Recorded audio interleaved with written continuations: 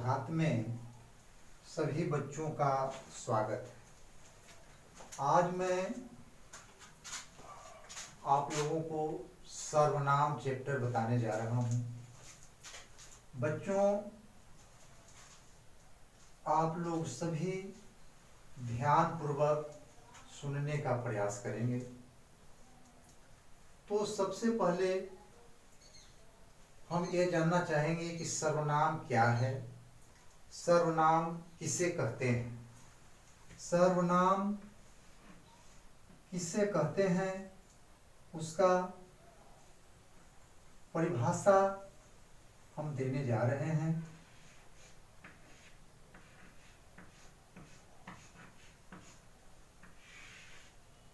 सर्वनाम संज्ञा के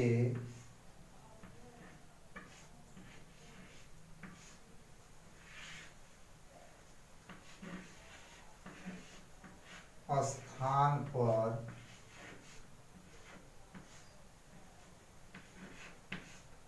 संज्ञा के स्थान पर प्रयोग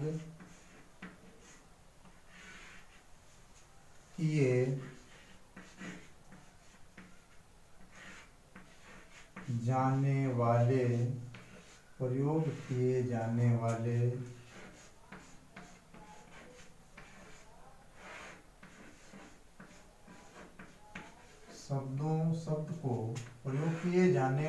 शब्द को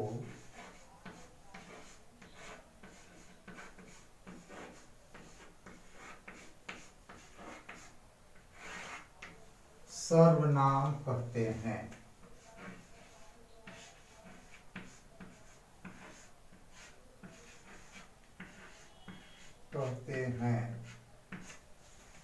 संज्ञा के स्थान पर प्रयोग किए जाने वाले शब्द को सर्वनाम कहते हैं। जैसे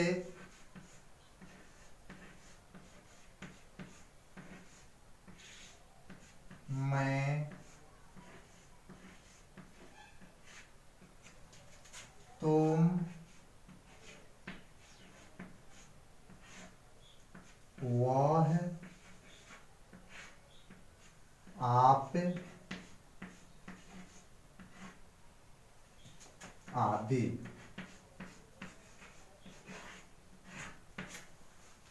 बच्चों, यह सर्वनाम का परिभाषा हुआ। इसे फिर से एक बार सुन लें। संज्ञा के स्थान पर प्रयोग किए जाने वाले शब्द को सर्वनाम कहते हैं। जैसे मैं, तुम, वह, आप।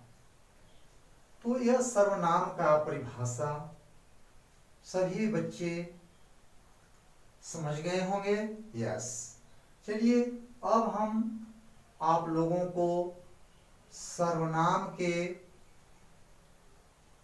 भेद के बारे में बताएंगे कि सर्वनाम के भेद कितने होते हैं।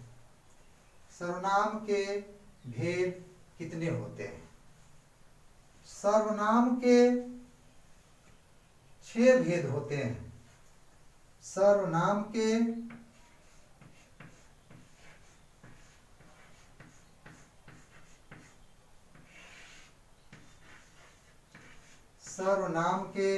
भेद।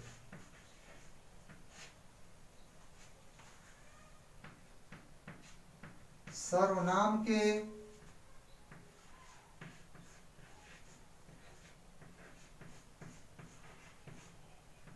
सर्वनाम के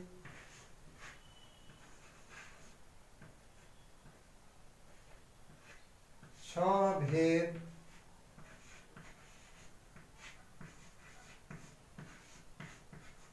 होते हैं। सर्वनाम के 6 भेद होते हैं।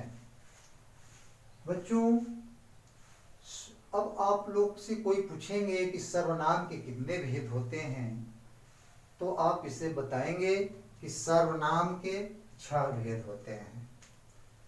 तो नंबर वन में पुरुषवाचक सर्वनाम, पुरुषवाचक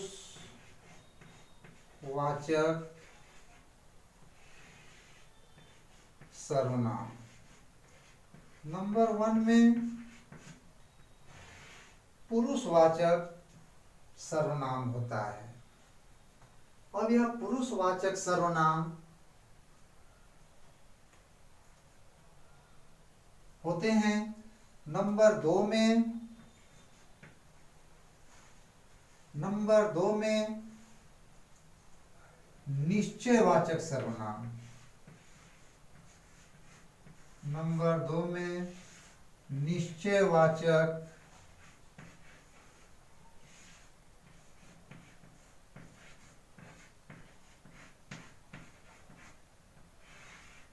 सर्वनाम। तीन में अनिश्चयवाचक सर्वनाम। अनिश्चयवाचक,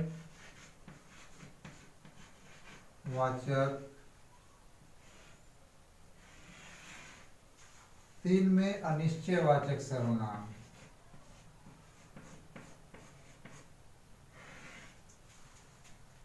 चार में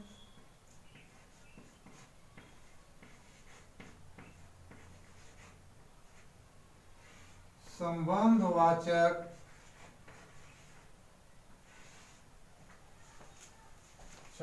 संबंधवाचक सर्वनाम।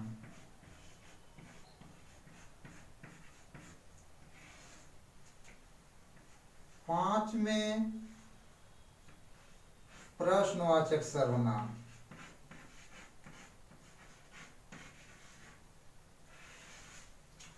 प्रश्नवाचक सर्वनाम।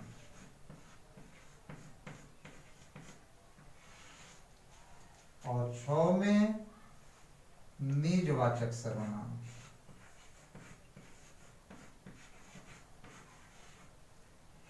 निजवाचक सर्वनाम।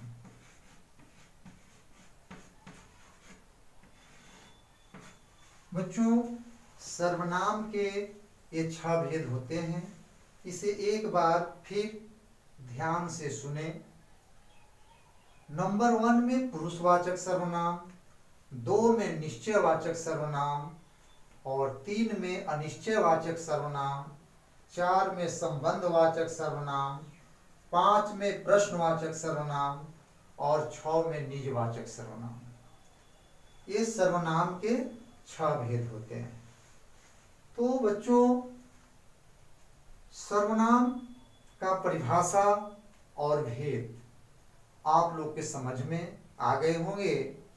इस सर्वनाम संज्ञा के स्थान पर प्रयोग किए जाने वाले शब्द को सर्वनाम कहते हैं।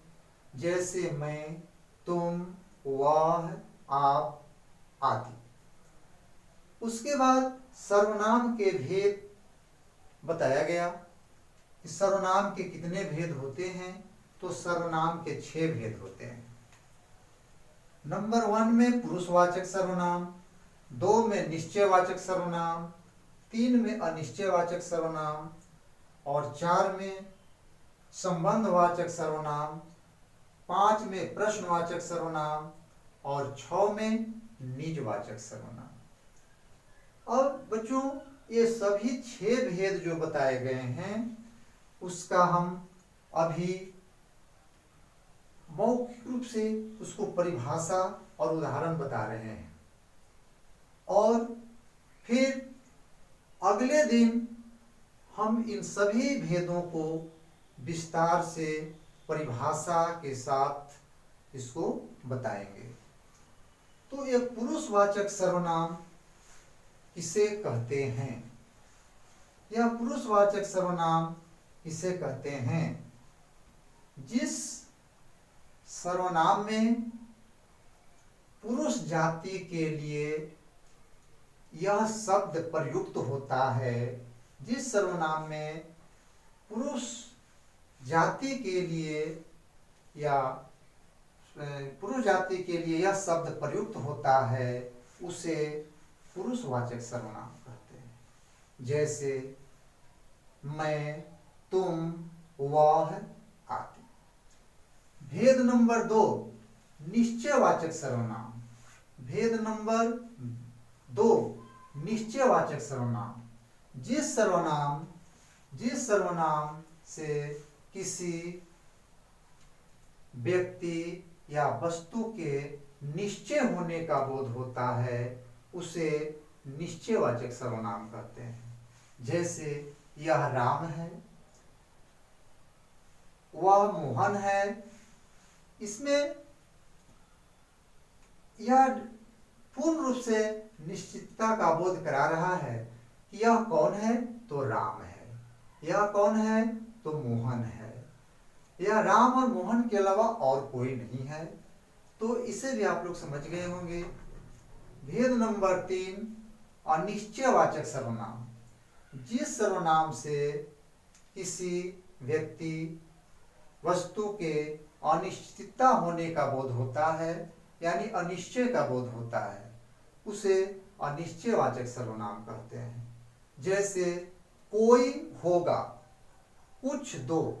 जैसा कि सुनने से ही पता चल रहा है कि कोई होगा। अब यहाँ पर कोई पता नहीं चल रहा है कि कौन है, राम है, श्याम है, मोहन है। तो यहाँ पर पूर्ण रूप से अनिश्चितता का बोध हो रहा है। कुछ दो यानी किसी से मांगने पर कुछ दो तो क्या देगा, वह भ्रम की स्थिति में पड़ जाएगा कि हम इसे क्या दें। और उसी के बदले में जब हम कोई किताब मांगते हैं, कलम मांगते हैं, तो वो हमें दे देता है। लेकिन वैसी इसमें नहीं हो रहा है, तो इसमें अनिश्चितता का ही बोध हो रहा है। भेद नंबर 4, संबंधवाचक सर्वनाम। जिस सर्वनाम से एक दूसरे के साथ संबंध होने का बोध कराता है या होता है उसे संबंधवाचक सर्वनाम कहते हैं। जैसे वह कौन है जो दरवाजे पर खड़ा है। जब वह दरवाजे को खटखटाता है, दरवाजे को खोलने के लिए पुकारता है, तो दरवाजा खोलने पर यह पता चल जाता है कि यह दादाजी हैं, तो दादा और पोता का संबंध जुट जाता है। चाचा हैं तो चाचा और भतीजा का संबंध जुट जाता है, और इस प्रकार संबंध का पता चल जाता है।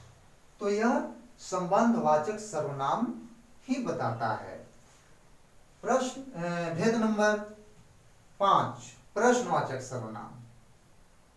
जैसा कि सुनकर ही पता चल रहा है कि जिस प्रश्नवाचक सर्वनाम है, प्रश्नवाचक सर्वनाम से यानी जिस सर्वनाम से प्रश्न पूछने का बोध होता है उसे प्रश्नवाचक सर्वनाम कहते हैं।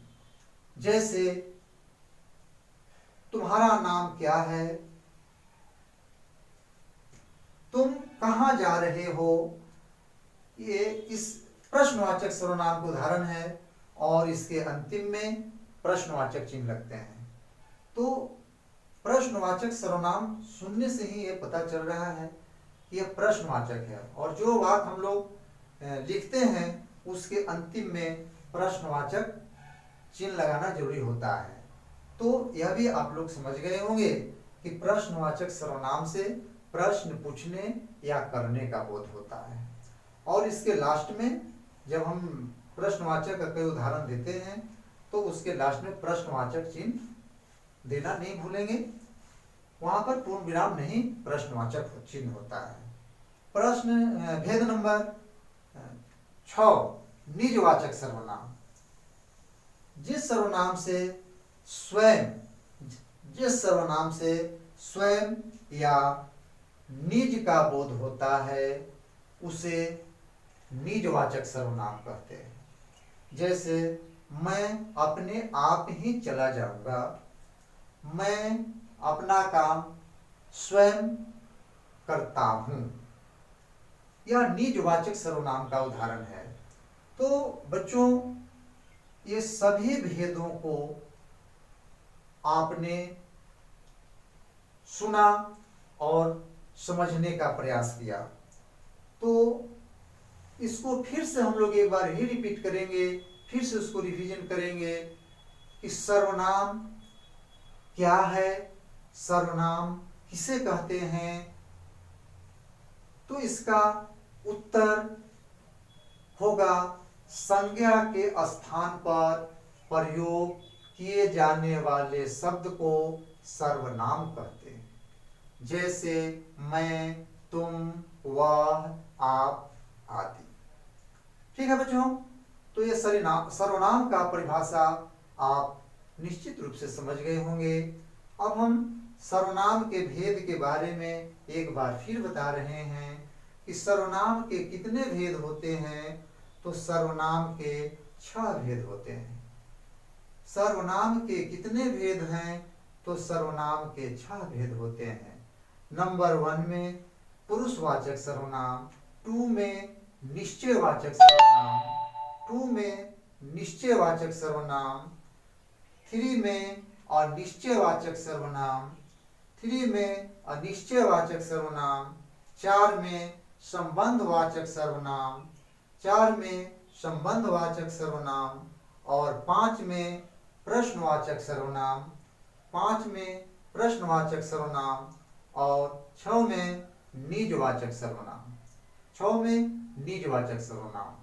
बच्चों, यह आपको सर्वनाम के भेद और उसके परिभाषा को आज बताया गया है।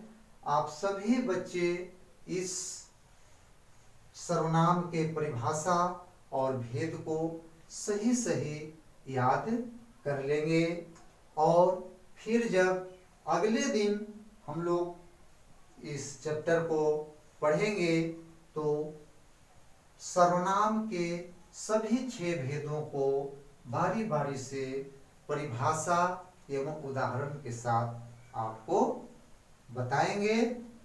तो बस आज इतना ही, फिर अगले दिन हम सभी लोग इस सर्वनाम के छूटे हुए जो आगे हैं उसको हम लोग जानेंगे। तो बस आज इतना ही। ठीक है बच्चों।